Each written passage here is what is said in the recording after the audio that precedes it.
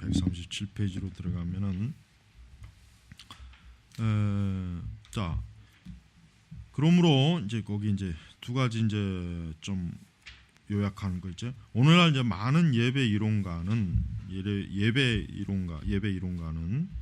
공동 예배 형태, 특별히 문화적인 동향에 대한 음악적 형태를 채택하기 위해 많은 시간을 소비하고 있으며, 그런 문화적인 수능을 문화에 다다르기 위한 열쇠로 보는 반면, 종교교육자들은 자신들이 성경적이었기 때문에 그런 것에 거의 관심을 기울이지 않는다. 그러니까 지금 이제 예배 기획, 지금 교회는 이 예배를 생각할 때 어떤 문화적인 그 흐름과 유행을 예배 요소 속에 이렇게 집어넣으려고 굉장히 무진 애를 많이 써요.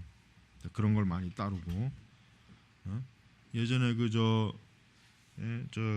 전마기, 그 홍대 그 전마기가 그 포스터를 하나 제작한 게 있어요. 옛날에 뭐냐면은 그 무대에서 이제 청년들하고 춤을 추는 게 이렇게 딱 포스터를 해가지고 이렇게 만들었더라고요. 그래서 무슨 뭐 이렇게. 나는 그때 딱 보면서 참 저놈의 자식이 정말 이게 참 형편없는 놈이구나. 이게 생각이 없는 놈이구나. 청년들하고 이제 거기서 이제 청바지를 입고 이게 춤을 추는 그런 가지고 역동적인 막 춤을 추는 댄스를 추는 게 사진을 이렇게 딱 찍어서 포스터에 이렇게 내려놨더라고. 그러니까 이제 우리가 그런 기독교 내에서 봐요. 이제 그런 것들을 지금도 많은 청년들이 굉장히 좋아해. 엄청 좋아해. 그냥 좋아하는 게 아니라 거기에 푹 빠진단 말이에요. 근데 이제 그런 예배 형태를 청년들이 좋아한다는 것을 교회 지도자들이 어떻게 해요? 그걸 우려해야 돼요. 그리고 청년들한테 어떻게 해요? 그런 예배 형태에 대해서 주의를 줘야 된단 말이에요. 그러면 이제 대부분이 또 어떤 생각하십니까? 그러면 청년들이 좀 이렇게 좋아하는 예배 형태를 해야 청년들이 교회에 정착하고 오지 않겠느냐. 다 그런 논리에 그냥 그 형편없는 그런 그 논리에 그냥 다 넘어간단 말이에요. 근데 그게 참 중요한 거예요. 여기 이제 요 책 이제 하반절 여기 나와 보면 결국 뭔 얘기를 하냐면은 여기 140페이지 하반절 보면 이런 내용이 나와요. 이게 핵심이에요. 요약이 사실 뭐냐면은 성경을 읽으라. 성경의 내용을 전하라. 성경의 내용으로 노래하라. 성경의 내용으로 기도하라. 이겁니다. 지금 여기 이제 지금 챕터 3 넘어가기 전에 지금 이 결론적으로 나오는 여기는 이 세 장 안에 있는 그 핵심은 결국 저자가 이 얘기를 하는 거예요. 지금 이 얘기. 그러니까 제발 우리가 성경을 벗어나는 일을 하면 안 돼요. 춤을 추고 어떤 그 뭔가 좀 문화적인 형태를 막 이렇게 신속하게 받아들이는 그런 짓은 하면 안 된단 말이에요. 그러니까 그런 걸 절묘하게 그런 것들을 뒤섞여서 이게 기독교 문화다. 이것이 성경적 기독교의 문화 형태다. 그래서 젊은이들한테 막 박수를 받고 환영을 받고 하는 게 그게 바로 뭐예요? 타락한, 아까 얘기했지만 우리 세속적 복음주의죠. 세속적 복음주의라고 보면 딱 맞는 얘기. 그러니까 그런 생각을 가지고 있는 목사들이 내가 볼 땐 거의 대부분이에요. 수도권에 있는 그 청년대학부를 담당하는 목사들 중에 거의 내가 볼 때는 한 99.99%가 다 뭐야? 그런 생각, 그 전마기처럼 그런 생각을 다 갖고 있어요. 그러니까 자기들도 그런 식으로 해서 뭔가 젊은이들을 좀 변화시켜 보겠다. 이들을 교회를 참여시켜 보겠다. 이들을 좀 그리스도의 제자로 만들겠다. 이런 생각이 굉장히 강하단 말이에요. 그래서 그들이 어떤 그런 것으로 인해서 가시적으로 좀 활기차게 보이고 활발하게 보이고 활동적인 뭔가 보이겠지만 그거는 영적으로 죽어 있는 겁니다. 영적으로 죽은 거지 살아 있다고 볼 수가 없어요. 절대 그건 영적으로 살아 있다고 보면 안 된다. 그러니까 우리가 그런 형태의 어때요? 교회나 그런 형태의 이런 문화 이런 그 점령된 예배는 절대로 우리가 이게 특히 개혁교회에서는 아주 단호하게 이거 배척을 해야 돼. 그래서 오히려 변화시켜야지. 그런 생각을 갖고 있는 애들 오히려 변화시켜야지. 또 그런 그 잘못된 생각을 갖지 말아라.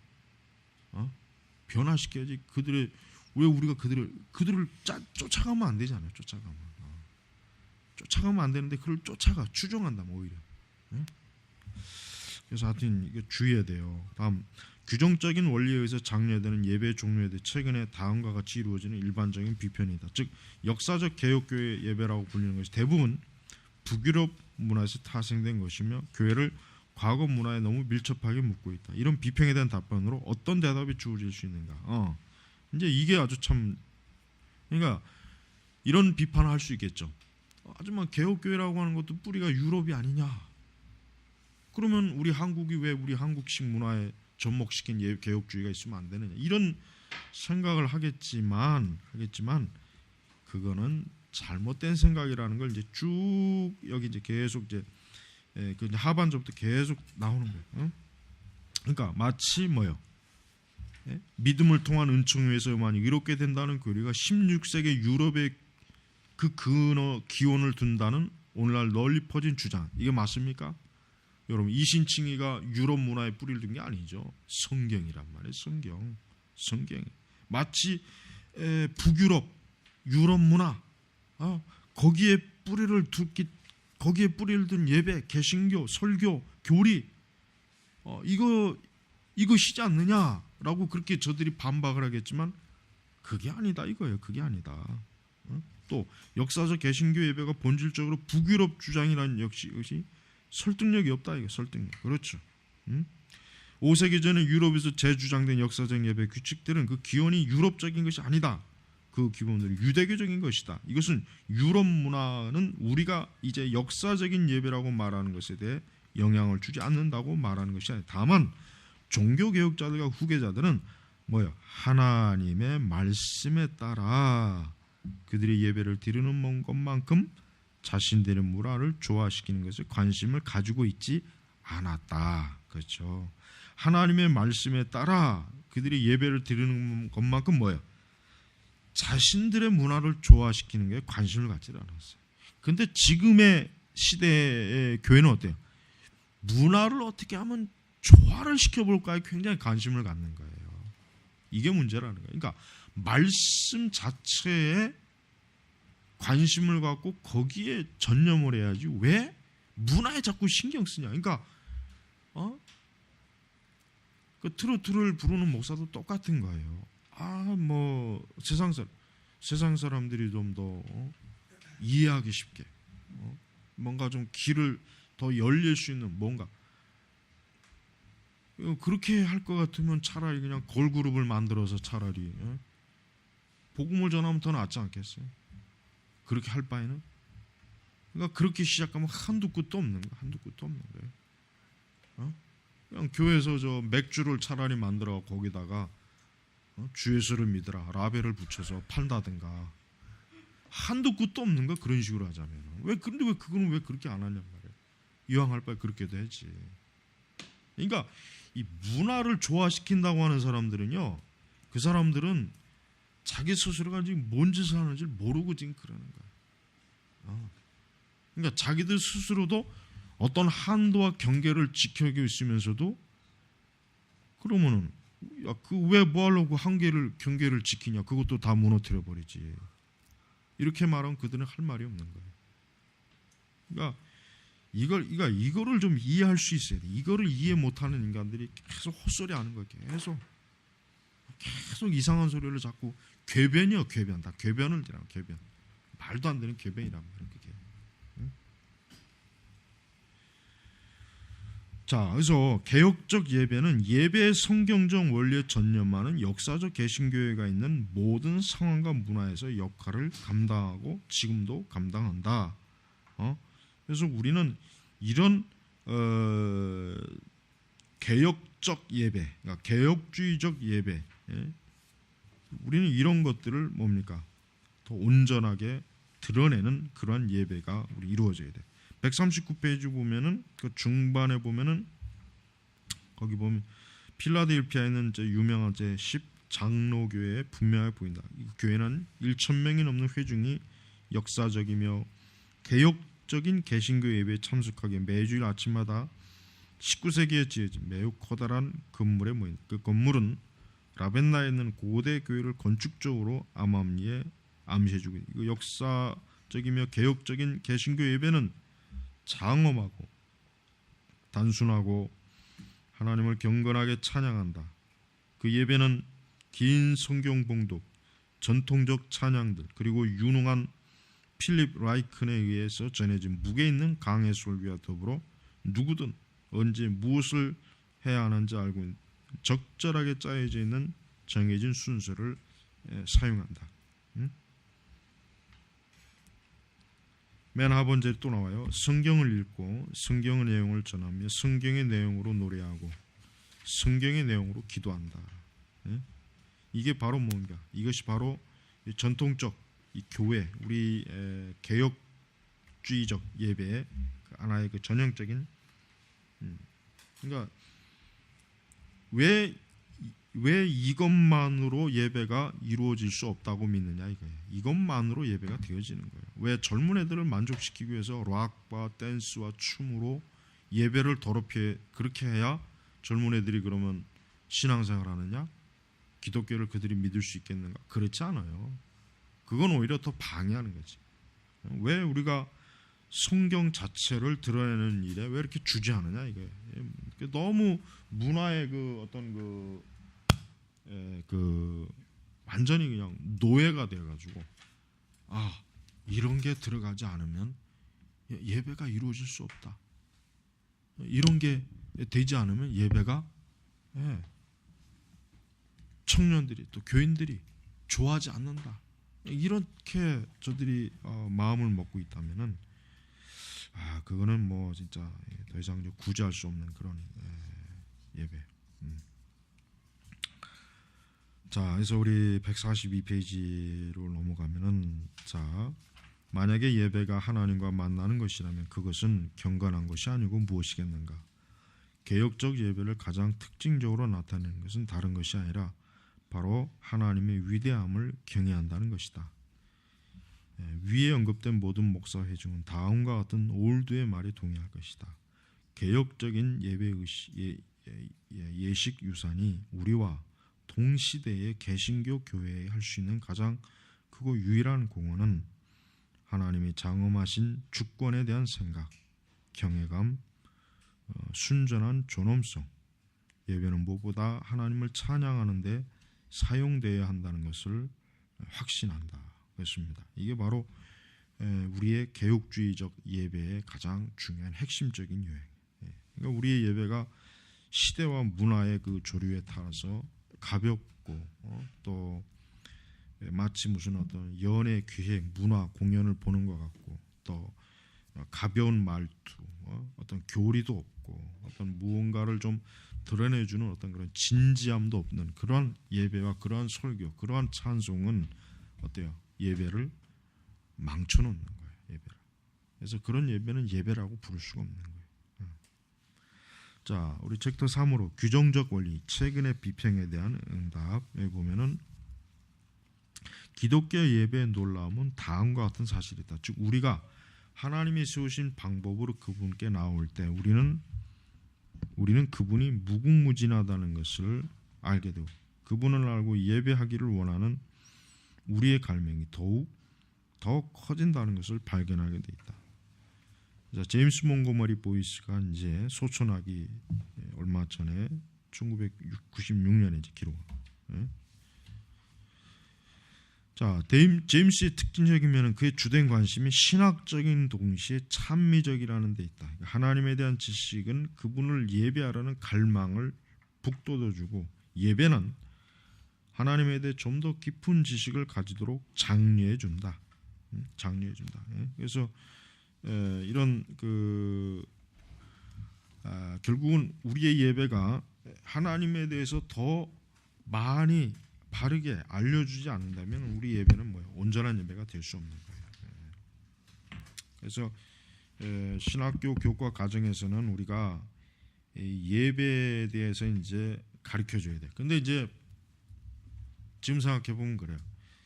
신학교에서 그 예배학이라고 보면은 전혀 지금 이 책에서 다루어진 이런 예배학에 대해서 전혀 가르쳐 주질 않았었잖아요. 전혀. 지금 생각해 보면. 그러니까 그때는 이제 예배학이라고 하는 게 자체를 그냥 뭐 예배 요소가 무엇이다 뭐 이런 그 일반적인 평이한 그런 걸 그냥 약간의 소개하는 거로 끝냈지. 지금 이 책에서 다루는 그 예배 어떤 그 정말 예배가 진짜 무엇이냐, 예배가 왜 오늘 우리 시대에 어떤 예배가 왜 타락했느냐, 예배가 과연 어떻게 교회에서 예배 그러니까 이 바르게 시행돼야 되느냐, 이런 중요하고도 진지한 부분에 있어서 신학생들에게 전혀 어때요? 가르쳐지질 않았다. 그래서 우리가 이런 예배하게 돼서 우리는 좀 더 이제 이런 시간을 통해서 우리가 공부를 해보겠지만은 하지만 우리의 예배는 맨 하반절. 자, 예배에 대한 규정적 원리는 역사적으로 이해된 바와 같이 다음과 같은 방법으로 정의될 수 있다. 뭡니까? 하나님의 말씀에 의해 명령된 것 이외에 그 어떤 것도 공적 예배 필수적인 것을 요구해서는 안 된다. 예배 규정적인 원리에 대한 비평은 수많은 다른 방면에서 기회된다. 몇 가지 예배는 포스트 모더니티의 자연스러운 문화적 표현이다. 그리고 어떤 것들은 개혁된 것은 항상 개혁되어야 한다는 계속적인 개혁의 때때로 일치하지 않을지라도 우리는 신중하고 사려 깊은 것이다. 자, 그래서 이제 중반에 이제 미르던 바, 여기는 마르던 바라고 했네. 어쨌든 뭐 그다음 웨일즈와 같이 다음같이 좀 더 일반적으로 널리 알린 것을 예배의 다음같이 중요하다. 문화는 깊고도 심각한 방법으로 우리에게 영향을 끼친다. 우리는 문화에 눈을 뜨고 우리 자신이 문화의 자비 속에 있는 것을 발견하는 것이 더 나을 것이다. 이게 교회가 참으로 반문화적의 어구를 빌려 문화적으로 되어야만 한다는 것에 대한 부름, 돈이 이름을 붙인 대로 대안적인 사회는 지금 이때보다 더욱 긴급하게 요구되는 일은 없다. 그러니까 문화는 깊고도 심각한 방법으로 우리에게 그냥 여기서 이제 깊고도 심각한 방법이 그럼 뭐냐 이게 뭐 인터넷, 언론 매체, 뭐 다양한 뭐 이제 어떤 감각적인 문화 이런 거겠죠. 이런 것들이 우리에게 깊고도 심각한 영향을 미쳐. 그래서 우리는 문화에 눈을 뜨고 우리 자신이 문화의 자비 속에 있는 것을 발견하는 것이 더 나을 것이다. 그러니까 이 얘기는 뭐냐면 마치 우리가 이제부터는 문화에 우리 자신이 마치 그냥 꼭 자비를 구하는 것처럼 이제는 문화를 우상시하는, 그러니까 좀 비꼬는 얘기예요. 약간 비꼬는 얘기예요. 자, 주일 아침 11시보다 이것은 더 감동적으로 보이는 것은 어느 것이다. 공적인 예배는 평범한 일상신앙생활은 다른 것이야만 한다. 그러나 어떤 방법에서 다른 것이야만 하는가? 어떤 사람들이 지식인 문화보다는 바흐를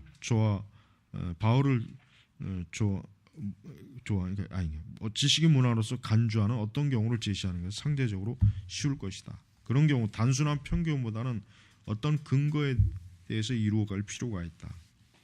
즉 예배의 문화적 정서는 개인적 혹은 집단적 기호와 사회적 간행에 의해서라기보다는 성경적 명령과 원리에 의해서 결정된다는 거다. 그거를 잘 표시해야 된다. 예배는 그러니까 문화적 정서, 또 개인적 아니면 집단적 기호 아니면 사회적 간행이 아니라 성경적인 명령과 원리에 의해서 결정돼야 되는 거예요. 그러니까 이런 식으로 한다면은 지나치게 그 예배 속에 어때요? 어떤 민족적, 어떤 전통적 요소가 들어가면 안 된다는 거예요. 그러니까 여러분 여러분 국악 찬송이니 이런 거 있잖아요. 이거는 나는 그 교회에서 국악 찬송한다는 거 참 그건 좀 안 해야 되는 건데 굳이 왜 그걸 좀 할까?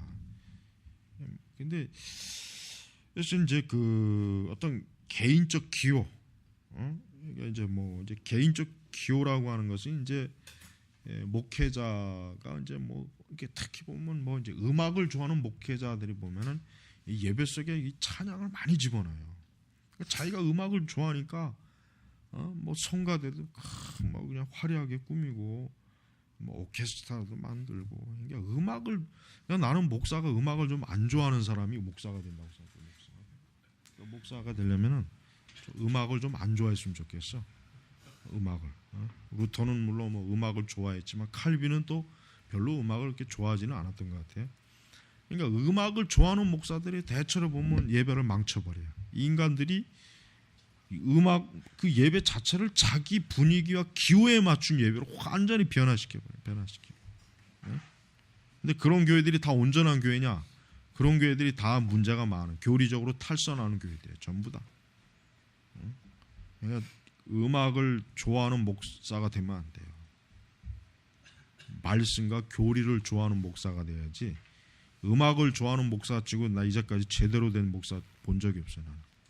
정말이에요. 전부 다 뭔가 이 성경 자체도 무지해. 이 사람들은 무지하단 말이에요. 자, 제임스 보이스 재기과 동안에 만들어진 제10 장로교회 예배 순서 의견을 바라보면 예배 요소와 순서에 대한 깊은 관심을 발견한다. 존 파이퍼는 그의 주된 목적이 선교가 아니라 예배라고 말하는데 그의 말은 옳다. 비록 보이스는 호전적인 사람은 아니었을지라도 오늘날 예배의 대부분에 대한 그의 평가는 냉혹하고 통렬한 것이다. 뭐야? 참된 예배는 하나님의 은총을 통해서 할 수 있는 지고하고 가장 귀한 행위다. 스토트의 말을 이용한 뒤에 보이스는 복음적인 교회의 많은 부분, 아마도 참된 예배는 거의 존재하지도 않았을 것이다. 보이스가 본 대로 시간에 필요한 중대한 것은 예배에서의 개혁이다. 자, 그 정도로 그의 통찰력은 제네바 개혁가들의 통찰력과 놀라울 정도로 비슷하다. 자, 마틴 부서 주장에 대한 답변에서 칼빈은 교회 개혁이 필요한 이유에 대해서 다음과 같이 말하는 거예요. 자, 보세요. 여기에 만약 기독교가 우리 가운데 존재하고 그 진리를 유지하는 것이 주로 어떤 것에 의한 것인지에 대해 질문을 받게 된다면 다음과 같은 사실에서 그 대답은 발견될 것이다. 즉 다음과 같은 두 가지가 그 원리의 자리를 차지하고 있을 뿐만 아니라 그 두 가지 아래에서 다른 모든 부분에 그리고 결과적으로 기독교의 모든 본질이 포함되어 있다는 것이다. 그 대답은 뭡니까? 첫째, 하나님이 합당하게 예배되는 형태. 둘째, 구원이 얻어지게 되는 원천에 대한 지식. 그러니까 예배 기독교의 본질이 바로 이 두 가지인데 이 두 가지가 어때요? 예배 속에 있어야 된다. 이거 하나님이 합당하게 예배되는 형태. 그러니까 하나님의 그 우리가 이제 보통 이제 뭐 하나님의 그 속성, 하나님은 거룩하시고 전능하시고 전지하시고 지혜로우시고 자비로우시고 사랑이 많으시고, 그러니까 바로 그 하나님에게 합당한 예배를, 하나님에게 어울리는 그 하나님의 존재가 그만큼 어때요? 탁월하고 존귀하고 영광스러우니까 거기에 맞는 예배를 드리는 것과, 두 번째는 구원이 얻게 되는 원천에 대한 지식. 이게 뭡니까? 이 복음의 바른 선포, 말씀에 대한 바른 선포를 얘기하는 거예요. 이 복음과 말씀이 바르게 선포되지 않은 상태에서 예배가 드릴 때 그 예배는 그냥 단순히 하나의 뮤지컬이나 오페라밖에 안 돼요. 안에 그냥 사람들이 어때? 그 예배를 보면서 감상하는 거예요. 아, 오늘 예배 멋있다, 뭐 재밌다, 오늘 예배가 뭐 이거는 예배가 아니죠. 그 예배를 통해서 어때요? 구원을 얻는 지식, 복음의 선포가 있어야 돼. 복음의 선포가 있어서 그걸 통해서 어때? 계속해서 사람들이 또 혹 아직도 거듭나거나 중생하지 못했거나 하나님 믿지 않는 사람들이 예배를 통해서 아, 내가 오늘 예수 그리스도를 믿었다, 만났다, 내가 복음을 깨달았다, 내가 복음을 통해서 내가 죄인이라는 걸 알았다, 하나님이 정말 영광스러운 분이 살아계시고 알았다. 이게 예배 속에 있어야 된다는 거예요. 그러니까 이런 걸 주지 못하거나 이게 없는 예배는 예배가 아니에요. 그런 의미에서 오늘날 대다수의 교회 예배들은 어때요? 그 예배라고 하는 것이 그저 사람들이 참여해서 그 예배를 통해서 그냥 뭐 평안을 얻었다, 뭐 안식을 얻었다, 뭐 예배를 통해서 재미있었다, 그 예배 뭐 이런 정도밖에는 그 뭐 별로 보잘것이 없어요. 보잘것 없어요. 그래서 칼빈에게 있어서 종교 개혁을 위해 가장 중요하게 여겨진 필요사항은 뭐예요? 예배 관행과 관련된. 칼빈은 교회 개혁의 필요성에 관하여 다음과 같이 기술한다. 이게 중요합니다. 이제 칼빈은 교회 개혁의 필요성. 하나님은 그분의 말씀을 통해 명백하게 인증되지 않는 예배의 모든 형태를 인정하지 않는다는 것을 세상에 설득하는 것이 얼마나 어려운 일인지를 나도 알고 있다. 말하자면 그들의 뼈와 골수에 자리 잡고 있는 그들에게 달라붙어 있는 반대적인 신념은 다음과 같은 것이다. 즉 그들이 행하는 것은 무엇이든지 그 자체 안에 하나님의 영예를 위한 열심과 같은 것을 보인다고 한다면 충분한 인증을 가지고 있는 것이다. 그러나 만약에 하나님의 명령과 모순된다고 한다면 하나님은 우리가 하나님의 예배에 대한 열심을 통해서 수행하는 것은 무엇이나 무익한 것으로 간주될 뿐만 아니라 분명히 혐오하신다. 그렇다면 반대 과정에서 우리는 무엇을 얻겠는가? 우리 10번의 각주를 좀 보면은 칼빈은 합법적인 예배는 하나님이 그분 자신에 의해서 제정된 것이라고 주장한다. 공적 예배에 대한 칼빈의 길을 명시해주는 다른 중요한 자료는 신명기와 목회 서신들에 대한 그의 설교이다. 그러니까 지금 칼빈은 철저하게 철저하게 정말 하나님의 말씀에 확고하게 어떤 그 원인 또 요소 아주 그런 것들이 칼빈은 아주 절대적인 요소로 지금 봐온 거예요. 그러니까 칼빈은 예배를 루터보다는 훨씬 더 엄격한 관점에 봅니다. 루터는 칼빈하고는 정반대란 말이에요. 그러니까 말씀에서 없다면은 뭐 허용해도 되지 않느냐. 루터는 좀 이런 관점이에요. 칼빈은 오직 말씀에 근거해서 만약에 말씀이 없다면 그것도 우리가 받아들여서는 안 된다. 이렇게. 그러니까 예배는 칼빈이 훨씬 루터보다는 더 엄격한 그 예배를 고수하는 그런 면이 강합니다. 그래서 자 우리 넘어가서 이제 왜 보이스는 참된 예배가 복음적인 교회에서 존재하지 않는다고 결론을 내리는가? 비록 보이스 자신이 개인적으로 예배 전쟁에 빈번하게 이루어진 신랄한 논쟁에 가담이 않을지라도 우리는 이 문제 그 내분보다 그러니까 그는 관련된 문제가 내분보다 더한 것임에 대해 동의를 했다. 엘머 타운즈는 예배는 우리가 있는 곳에서 하나님이 우리가 있기를 원하시는 곳으로 데려다주는 교통수단 같은 것이다. 운송과 통신은 명령되어 있다. 그러나 형식 매개물은 명령되어 있지 않다. 그러니까 이제 형식과 매개물. 이 형식과 매개물이 그러면 다양해야 되는가? 그냥 그렇다면 이 형식과 매개물이 그러면 다 각자 자기가 원하는 형식과 매개물로 한다면 글쎄, 과연 그 예배가 과연 어떻게 될까? 보이스는 오직 성경을 외치고 싶었을 뿐이라고 생각한다. 오늘날 공적 예배 관행을 분석하는데 보이스는 하나님의 예배와 항상 관련되어 왔던 예배 의식 요소가 빠진 것에 대해서 한탄한다. 그러니까 예배라고 하는 것이 그냥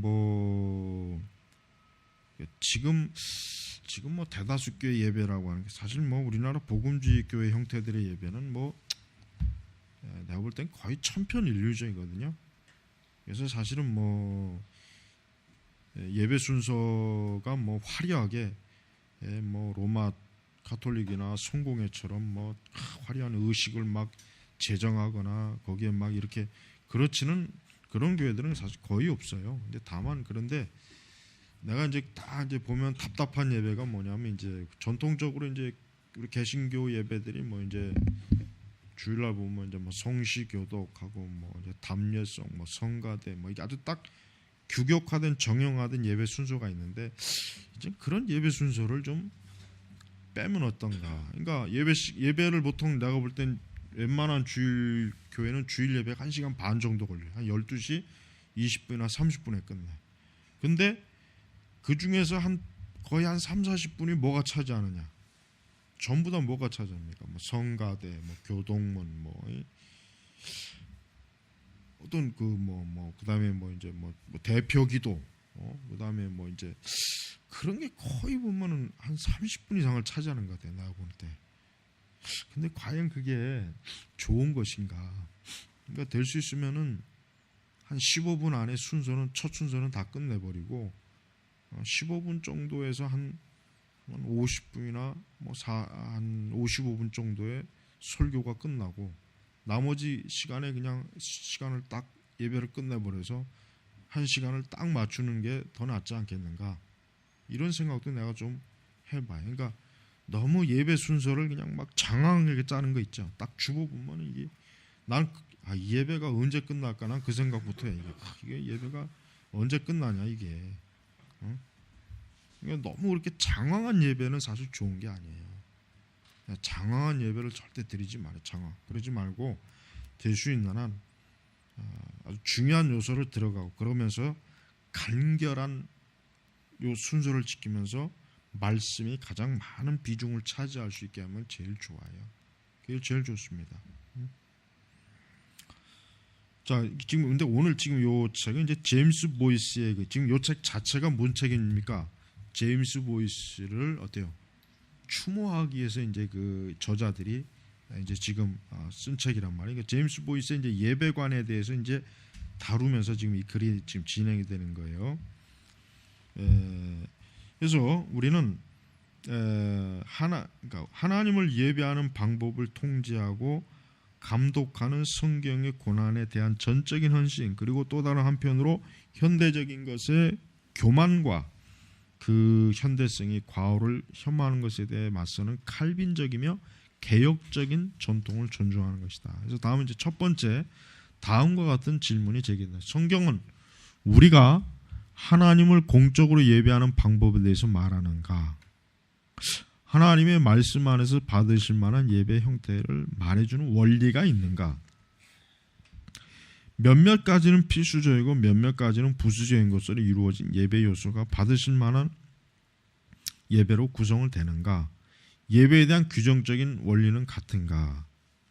이게 이제 질문의 형태로 되게 됐어요. 그러니까 이거는 보편적으로 사실 뭐 예배학에서 많이 질문이 되는 거예요. 그러니까 과연 그러니까 성경은 과연 그렇다면은 교회가 어떻게 예배 드려야 될지에 대한 어떤 합당한 뭐 어떤 근거를 성경이 과연 제시해 주느냐?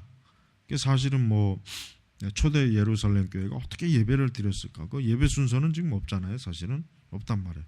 그러나 분명히 어떤 형태의 예배를 드릴 수는 어떤 형태의 분명히 예배는 드렸을 거란 말이에요.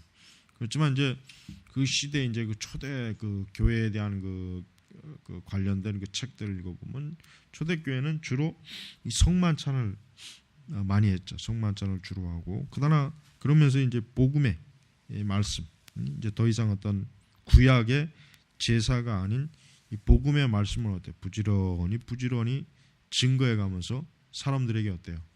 새 언약의 그 교리, 말씀을 심어주는 걸 이제 신약의 초대교회가 중요하게 한 거. 그러니까 유대교회에서 넘어왔던 유대교회에 있던 사람들이 그 당시 이제 예수님을 믿고 신약의 교회에 이제 참여한다면 그들은 자신들이 이전에 유대교회에서 했던 그 어떤 그 성전에서의 제사나 이런 것들하고 신약교회에서 예배하고 이게 전혀 다른 차원, 다른 차원을 분명히 알게 되고, 그러나 또 한편으로 뭡니까? 중요한 어때요? 구속의 의미, 즉 그리스도를 통한 교회, 또 구원, 그리스도를 통한 그 거룩한 하나님의 역사에 대해서는 분명히 배웠을 거라고 저는 분명히 생각합니다. 자, 두 번째에 대해서는 규칙적인 원리에 대해서 현재 일어나고 있는 반감을 설명하기 위해 여러 가지 요소가 인용될 수 있다. 다음과 같은 반감입니다. 한 저자는 오늘날 실제적으로 복음주의적인 장로교회 가운데 예배에 대해 널리 받아들여지는 형태를 이루거나 규정하는 원리가 없다고 말하는 것은 공정하다. 그러니까 널리 받아들여지는 예배에 대한 어떤 규정하는 원리가 없다. 규정하는 원리가 없다. 그러니까 이 얘기는 뭡니까?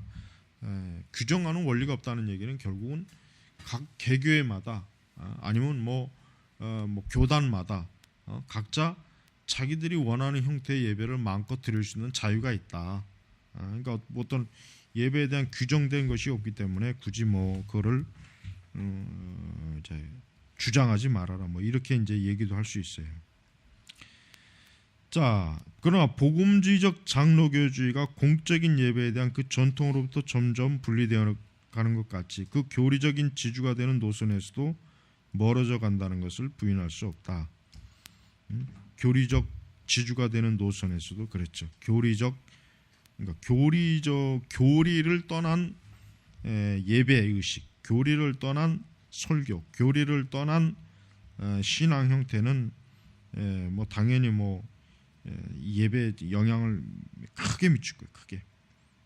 크게.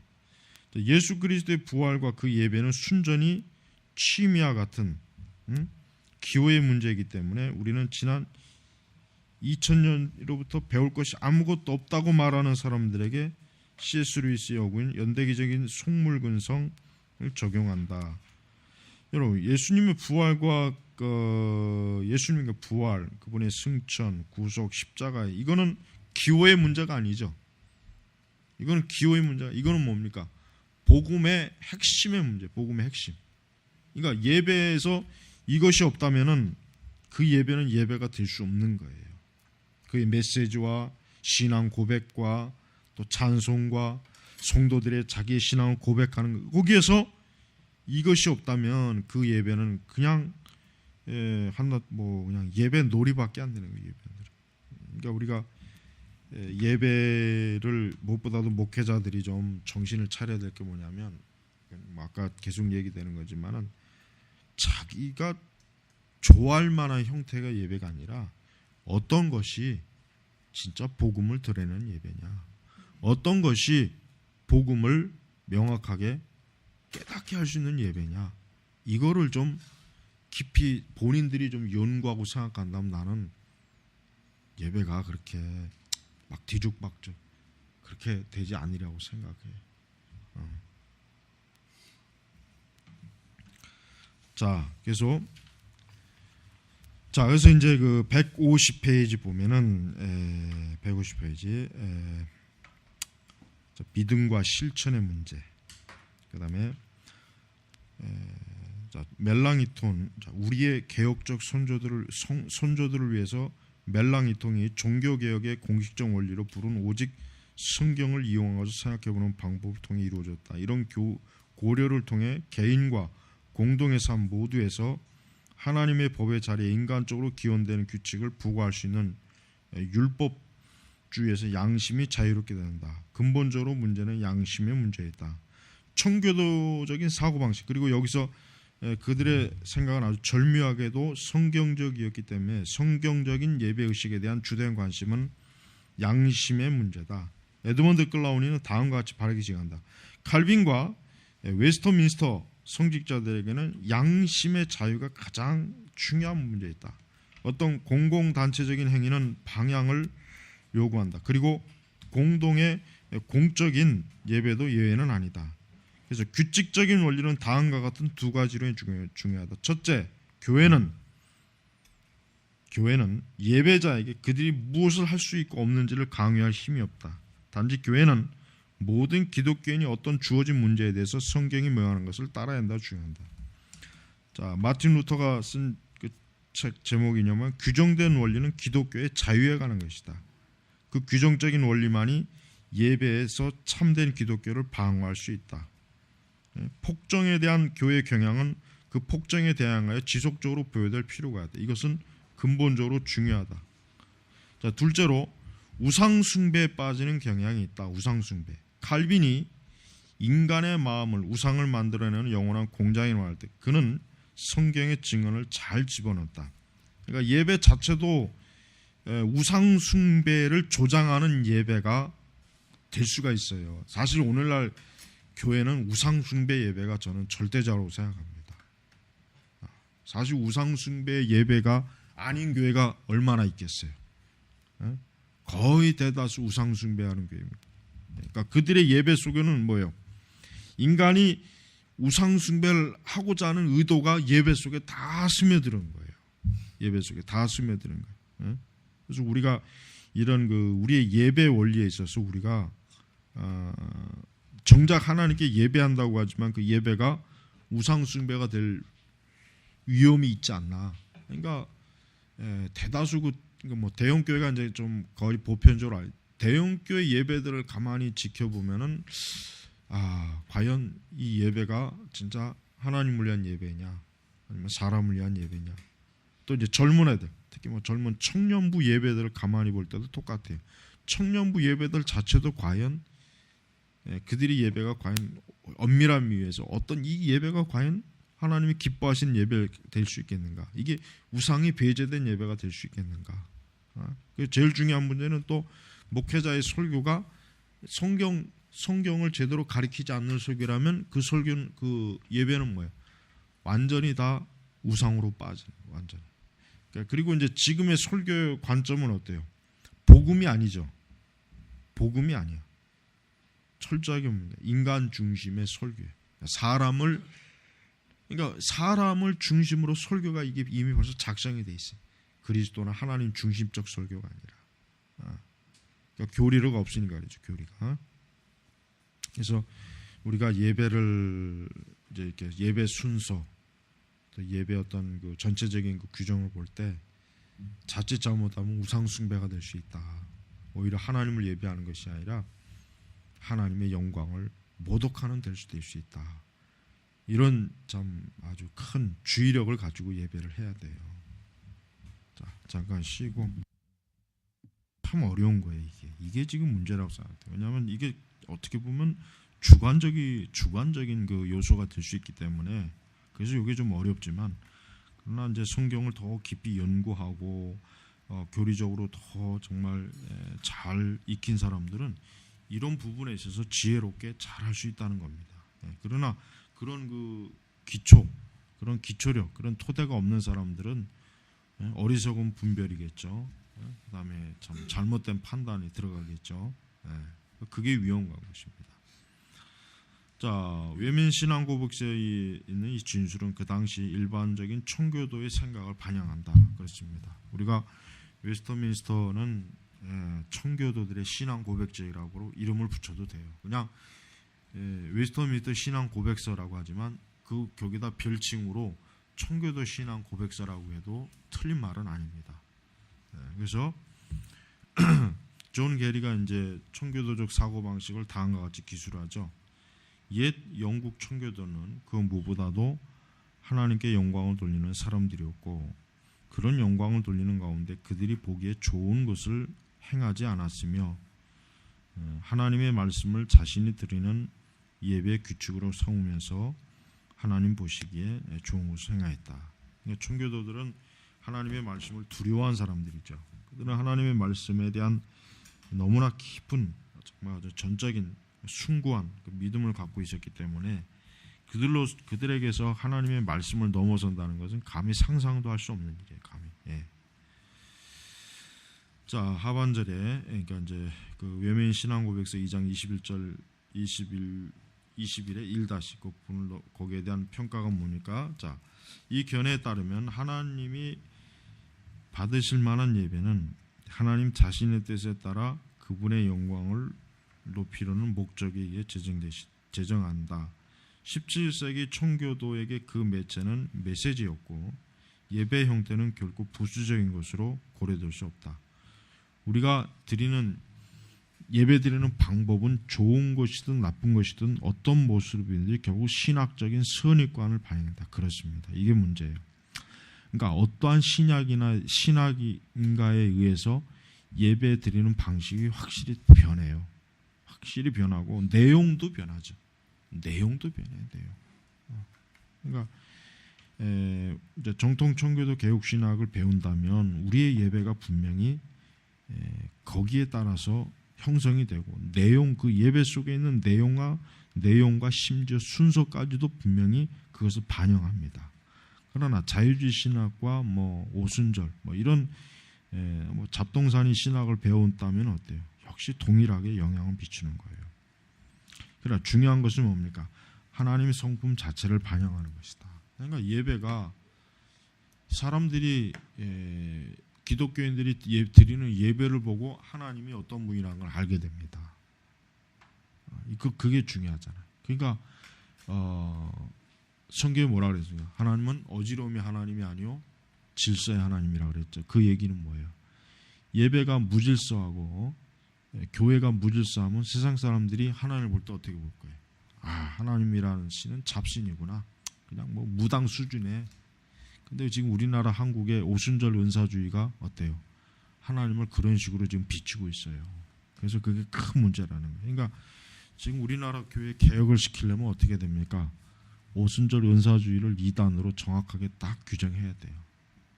오순절 2단 교회들이 무슨 말로 반발하던 너희들은 2단이다. 너희들 저 큰 집에서 가리키는 사준 축복이니 뭐 4차원의 세계니 뭐 바람의 법칙이니 적극적인 시이나 이거 다 버려라. 너희들 만약에 이거 안 버리면 너희들 2단 이렇게 나왔어야 되는데 지금에 와서 이렇게 하면 아마 좀 많이 반발하겠죠. 근데 안타까운 거는 이제 그 기독교 관련 언론 단체나 방송 매체들도 순복음화 됐어요. 다 순복음이 점령해 버렸어요. 순복음. 그러니 이게 지금 꼴이 말이 아니에요. 꼴이. 그러니까 우리 개혁교회는 그런 거하고 단호하게 딱 어때요? 딱 이 선을 갈라놔야지. 나는 유사교육 교회들이 순복음을 이단이라고 안 하는 게 난 이해할 수가 없는 거예요. 그리고 그들은 기독교의 그 여러 그 배도와 배교의 모습에 대해서도 입을 다물고 있다는 거. 그들은 도대체가 얘기를 안 해. 정말 가르쳐야 되고 알려야 될 거에 대해서 나팔을 안 불어요. 그러니까 그런 상태에서 무슨 개혁이 백날 떠들면 뭐 하겠어요. 그런 상태에서 외국에 있는 목자들이나 신학자들 초청해 가지고 세미나 하면 뭐 하겠냐고요. 그게 뭔 짓이고 아무 소용도 없는 거죠. 자, 그래서 그 이제 제임스 베너만은 이제 외민 규범과 우리 교회의 공식적인 가르침은 다음과 같은 것이다. 즉 말씀 속에 혹은 말씀에서 필연적으로 추론되는 것을 통해서 명백하게 명령되어 있지 않는 어떤 것을 명령하는 교회 지체 권위를 교회가 행사하는 것은 합법적이지 않다. 교회는 그런 권위를 제한하면서도 하나님 자신의 분명한 업법 속에서 가지거나 암시적으로 제정된 것 위에 하나님을 공적으로 예배하는 일과 그 어떤 것도 선포하고 강화하지 않아야 할 것이다. 자, 종교개혁의 신학적 논쟁을 종교개혁과 17세기의 관계, 즉 반세기 동안 특징 지어졌던 가장 중요한 문제를 수면 위에 부상시킨다.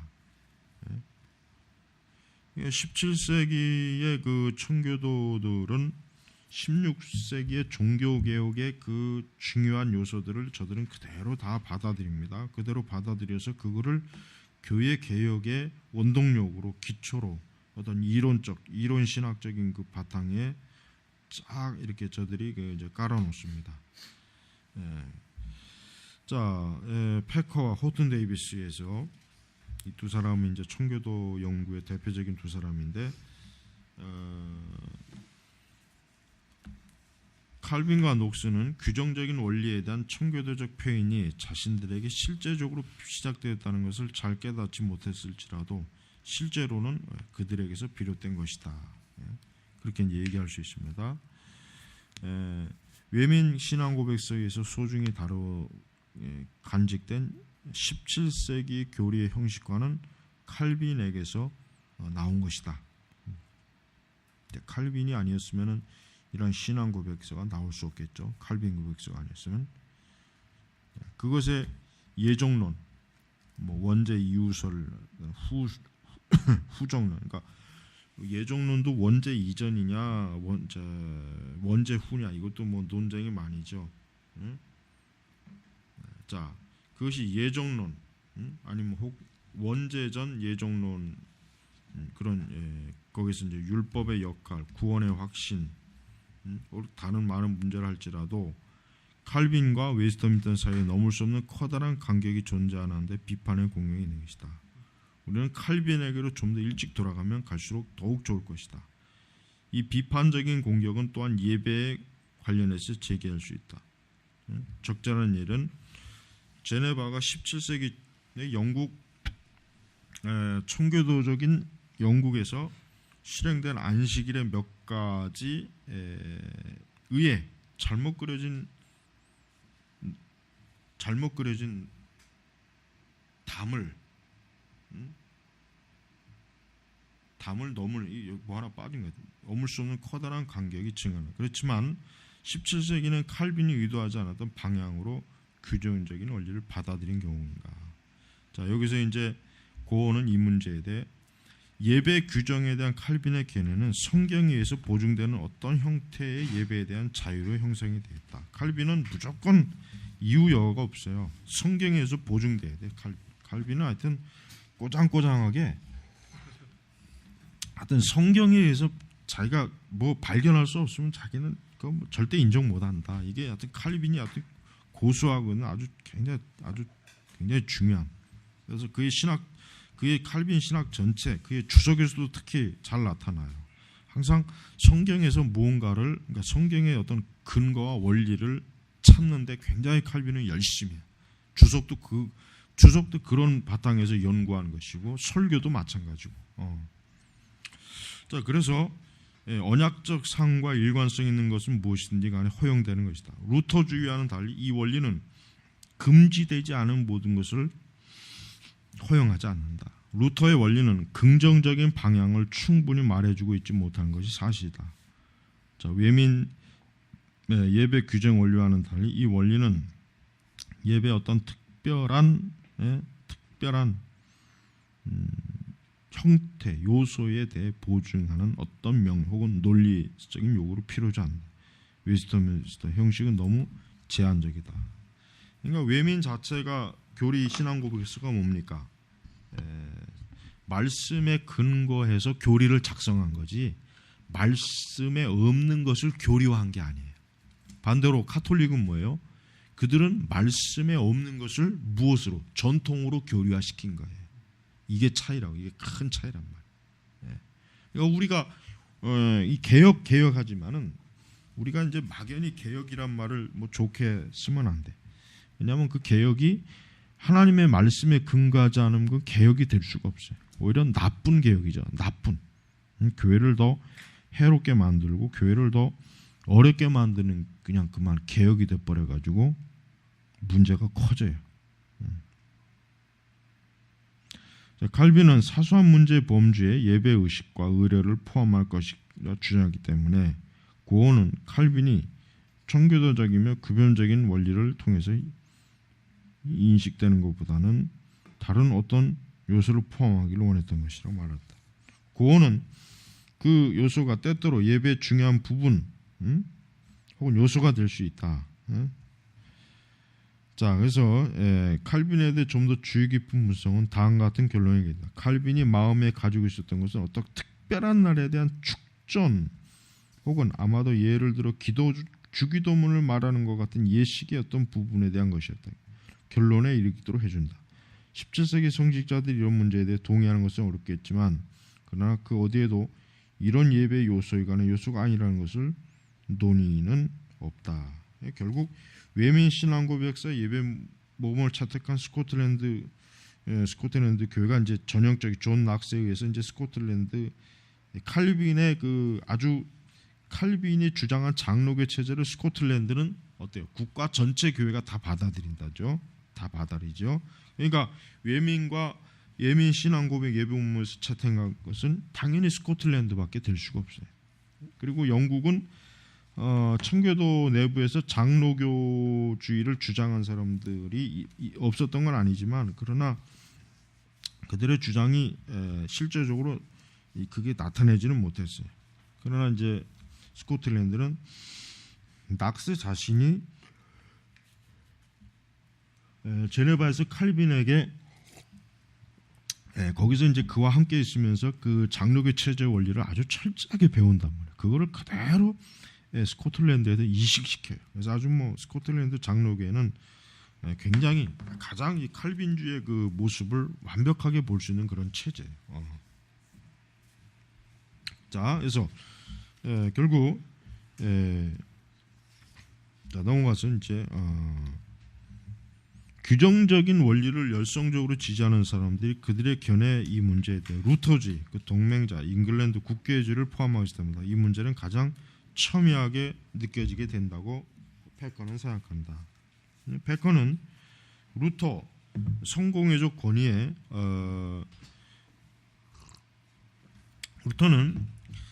그러니까 패커는 루터와 성공회적 예배, 칼빈적 청교도적 예배 사이의 차이점을 다음과 같이 성경을 권위에 대한 헌신의 정도라는 비난이 때때로 주어진다 하는데 이것은 잘못된 주장이다. 루터적 성공회적 예배, 칼빈적 청교도적 예배의 차이점, 이거를 성경의 권위에 대한 헌신의 정도라는 비난이 때때로 주어진다 이렇게 했는데 사실은 칼빈적 청교도주의가 훨씬 더 어때요? 훨씬 더 종교개혁을 더 충실하게 이행하는 분파예요. 훨씬 더 청교도 루터나 청교 성공회적인 것은 조금 내가 볼 때는 그렇진 않은 것 같아요. 왜냐하면 역사적으로도 그러지 않았거든. 그래서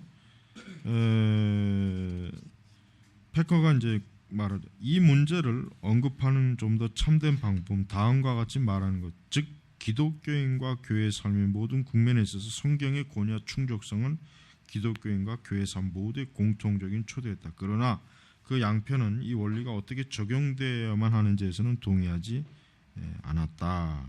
그러니까 성경의 권위와 충족성은 어때요? 공통적으로 이것을 그 권위를 인정을 했지만 그럼 이걸 어떻게 받아들이냐에 대해서는 어때요? 양편이 서로 동의하지는 못했다. 근데 우리는 패커가 이제 영국 성공회 출신이란 말이에요. 영국 성공회 출신이지만 패커는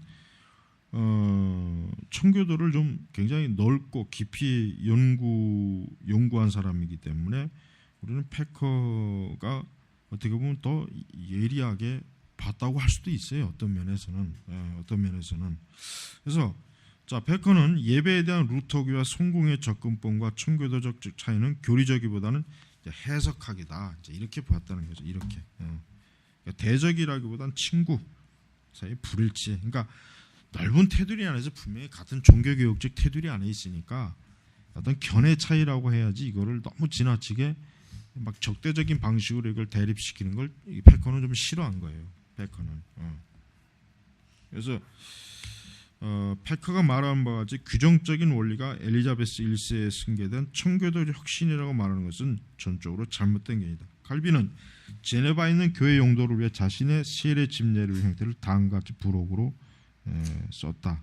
이거는 뭐 좀 그러니까 좀 개인적으로 보고 칼빈의 언어는 개선적이라기보다는 좀 더 대적적인 것이 분명하다. 이거 아까 거기 보자. 칼빈의 그 글 중에 맨 하반절.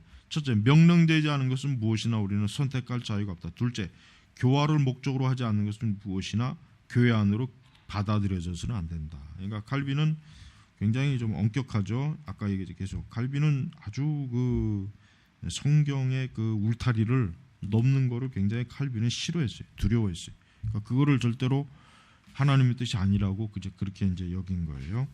네, 그래서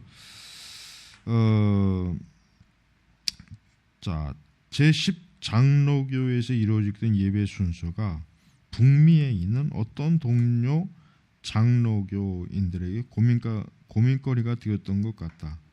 스트라스부르크와 제네바에서 이루어진 칼빈의 해석은 존 오웬에게 고민거리가 되었음이 분명하다. 더욱 분명하게 표현하자면 오웬이 매추엘과 달랐던 것은 칼빈의 예배 순서는 그가 종교하는 존 넉스의 순서와 달랐다. 그러니까 넉스가 이 칼빈의 영향을 많이 받았지만 예배 순서는 역시 존 넉스가 자기가 생각한 그런 그 예배 순서로 이제 짜서 이제 예배 순서에 있어서 칼빈과 낙스 자체도 서로 일치하지 않았다. 이제 뭐 그런 얘기죠. 자, 부분적으로는 외민 성직자들이 예배 매뉴얼, 소책자보다 예배 모범을 모아 편집한 이유를 말해준다. 매뉴얼이 아니라 뭐요? 예배 매뉴얼 소책자가 아니라, 매뉴얼이라고 하는 것은 그것대로 하라 이제 이런 모델이고, 그냥 예배 모범. 그러니까 이렇게 예배를 드리는 것이 좋다. 이게 예배 모범이에요. 그러니까 매뉴얼은 아니에요. 매뉴얼은 철저하게 그 짜여진 대로 그대로 해야 될 수밖에 없는 거예요. 마침내 1645년에 의회 인준을 받은 공적 예배를 예배 모범은 다른 것이 아니라 바로 여기에 있어서 또 통일적인 형태를 이루어내기 때문에 의도적인 일이다. 그래서 예배 모범은 1662년 기도 공동서가 성공의 성찬을 위해서 행했던 것과 같은 방식으로 예배를 합법화하려는 것은 결코 아니었다. 예배 순서. 이제 교단마다 여러분, 그 의식서가 있으면은 의식서에 이게 다 들어가죠. 뭐 세례 순서, 예배 순서, 저녁 예배, 주일 오전, 뭐 수요. 이게 예배 순서가 총회 그 헌법에 다 들어가요. 다 들어가는데 이제 그것도 이제 근데 사실 뭐 거의 대부분의 교단이 보면 합동칙 같은 합동칙 비주류는 다 비슷비슷하더라고. 이렇게 보니까 뭐 그렇게 크게 차이는 나지 않더라고. 그래서 사실은 이제 예배 순서를 어떻게 하면 좀 더 전통적 개혁주의 방식과 거의 대부분, 그러니까 좀 어떻게 하면 일치시킬까, 또 그런 전통적 개혁교회 예배 모범을 그러면 교회에서 어떻게 이걸 들여올까, 이거는 좀 더 연구해야 될 문제. 이거는 좀 내가 볼 때도 좀 더 연구하면서 좀 여러분 한번 다뤄야 돼. 왜냐하면 이제 그러니까 전형적인 청교도 개혁주의 방식의 의식, 예배 의식, 교회 의식을 만들어내야 된다는 게 참 그게 쉬운 얘기가 아니거든요. 근데 그것을 이제 우리도 이제 그것을 만들어서 이제 사실은 좀 체계를 좀 잡아야 돼요. 자, 158페이지 예배 전쟁. 예배 전쟁. 오늘날 뭐 예배를 중요하게 여기지 않는 뭐 사람은 거의 없죠. 뭐 기독교인들 중에 예배를 하찮게 여기는 사람이 사실 뭐 얼마나 되겠습니까? 그러나 이 예배라고 하는 것은 분명히 어떤 영적 세계관과 어떤 신학이 드러나게 돼 있단 말이에요. 그러니까 우리가 이 예배라고 하는 것도 어때요? 철저하게 우리가 종교개혁적 원리에 의해서 예배를 하는 것이 가장 좋다. 이게 저는 아주 중요하다고 생각해요. 자, 159페이지 보면은 여기 보면은 이제 뭐 몇몇 저자 나오죠. 어니스트 라이징거, 매튜 헬리, 뭐 이런 그 예배 종교 개혁의 그 규정된 원리가 잘 들어갔던 그 바로크와 매너리스트 시기라고 자시명한 시기에 대해 기술한다. 올드가 염두에 두고 있는 것은 규정적인 원리에 대해서 과감하게 엄격한 정의, 정확한 율법주의적이라고 그것을 피하려고 했던 것으로 보인다. 그래서 우리가 이 예배라고 하는 것이 여러분 좀 더 하나님의 그 영광에 합당하게 우리의 예배가 잘 조화되고, 그러면서도 이제 그 예배가 또 자칫 의식주의로 흐르지 않고 이런 예배를 우리는 좀 더 드려야 될 것 같아요. 그래서 뭐 이제 종교개혁 시대 그 예배 순서문을 이렇게 보지만은 그 예배 순서는 그 예배 순서도 하려면은 내가 볼 때 한 2시간은 걸릴 것 같아. 2시간 정도는 아마 걸려야 예배 순서를 다 이게 하고. 근데 오늘날에 2시간의 예배 순서를 견디는 사람이 없어요, 사실은. 예배는 1시간, 예전에는 뭐 1시간 반이 항상 보통 피겠는데 지금은 1시간이죠, 1시간.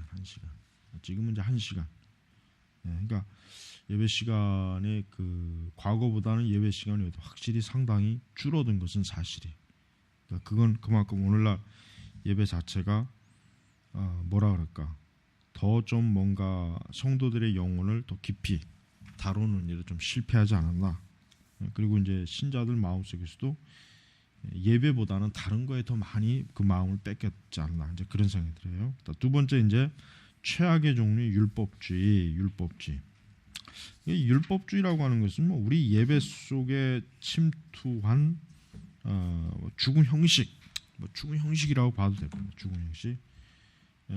그래서 우리는 이 규정된 원리, 그러니까 이 소책자에 펴져 있는 이 규정된 원리라는 거, 우리는 이것을 얼마만큼 잘 파악하고 있는가. 그러나 이것이 또 자칫 율법적으로 되는 것이 아닌가.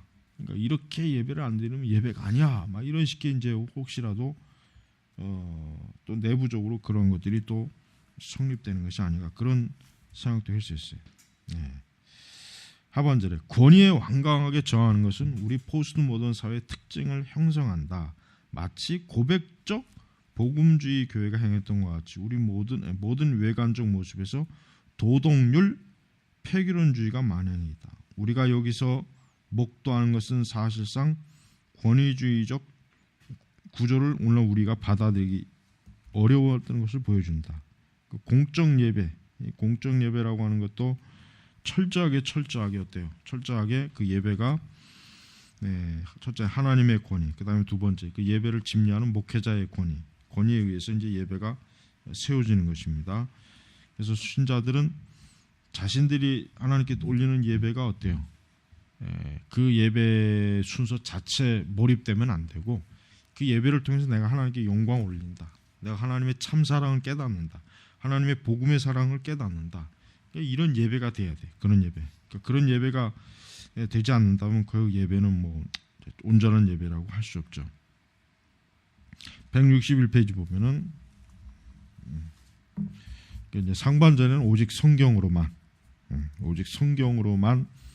예배. 그다음에 중반절 도덕률 폐기론주의의 다른 형태는 오순절 이후 삶과 복음의 삶의 복음적인 결과 영적 중심주의가 되어야 한다는 것을 주장합니다. 그러니까 도덕률 폐기론주의의 다른 형태는 오순절 이후에 영적 중심주의가 된다는 것을 주장한다.